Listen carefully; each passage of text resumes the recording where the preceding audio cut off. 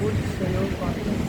Sabi niya sa mga daan ng katotohanan ng buhay, walang makapagod na makikisama ang mabuting balita na ang Pinupuri ka namin, Panginoong sa Jesus. tayo o Panginoon, gawin mo pa rin upang hindi ang pagpapanan ng kanyang mga anak, pagparay magpagpasan ang kapatid ng kapatid na hinihintay, ingatan, patuparin ng sa lahat ng kapahamakan sa kalan, patuloy ng pagkakas.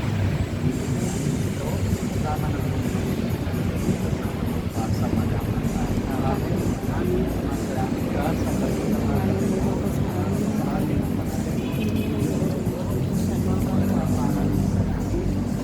Panginoon ang pagkakanin sa araw-araw, patawarin mo kami sa mga masakita para na magpatawad namin sa mga nakakara sa amin. Sa lahat ng samahan namin. Sa mahal na Bireng Maria at pagkatiwala sa kanyang panalangin, tumayin mo pagkakalili, at sa pag-umpag lahat ng nagamit ko. Babagin mo Maria na po. Walang grasya ang Panginoon Diyos ay sumasin. Bukod ka pinagpala sa babae sa ating pinagpala naman ang anak.